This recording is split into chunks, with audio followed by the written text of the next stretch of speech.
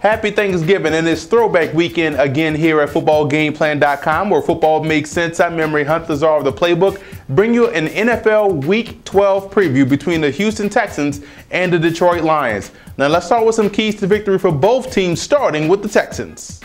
When you look at the Texans in this matchup versus Detroit, it really falls on the interior offensive line, getting guys like Ndamukong Suh, Corey Williams block, making sure they have the opportunity to run the football. So that center Chris Myers, left guard Wade Smith, and right guard Antonio Caldwell, if they're able to hold their own at the point of attack in a running game, then the Texans can move the football down the field. And also, they're going to have to communicate versus the wild stunts that they're going to see from that front four. So pass protection is also key for the Texans interior. Now, when you move on to defensive side of the football, yes, Jonathan Joseph, the #1 corner, will draw the responsibility of covering Calvin Johnson. The key to covering Johnson is making sure you don't allow him inside release. He's a big body guy, 6'5", 240. If you allow him to get inside on you, you're dead in the water. So you got to stay on his inside, wall him off, and force Matthew Stafford to be an accurate passer, consistently trying to get him the football. And when you look at the outside backers, Brooks Reed and Counter Barwin, those guys are going to be vital this week for the short to intermediate passing game.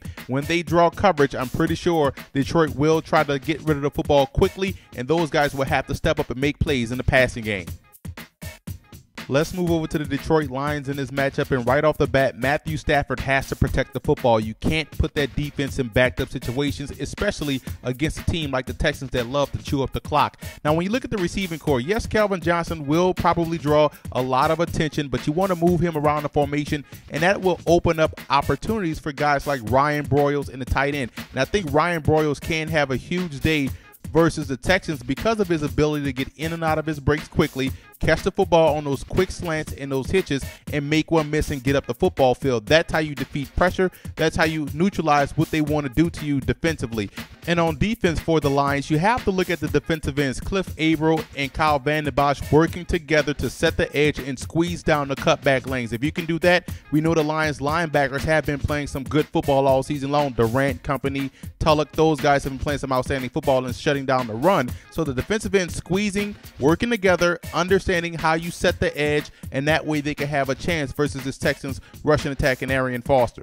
And in the secondary, when you're covering a guy like Andre Johnson, it's important to wrap up and be physical at the point of attack. So whether it's Jacob Lacey, whether it's Jonte Green, whether it's Alphonso Smith, you have to be physical at the point of attack with Johnson in order to have a chance.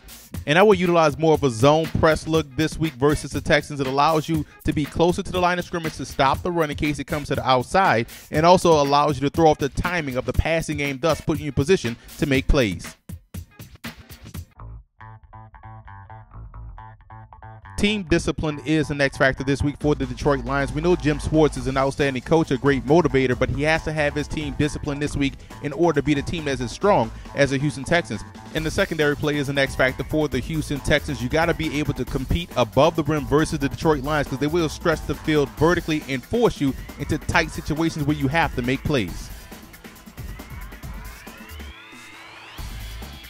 Looking at the personnel breakdown in this matchup, and despite not having a check at the running back position, the Lions have been able to run the football effectively. They just have to stay consistent with it, and that could actually neutralize the game and give them a shot to win.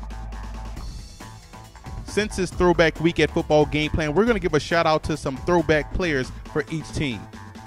Before Megatron, there was Herman Moore, 6'4", 212-pound wide receiver, caught everything thrown his way. In '95, he was at his best. 123 catches on the season, which was the league best, 1,600 yards and 14 touchdowns. And Chester Pitts for the Houston Texans, one of the original Texans, played from '02 to 2009 in Houston, a guy that played left tackle and left guard, a very versatile player on that offensive front.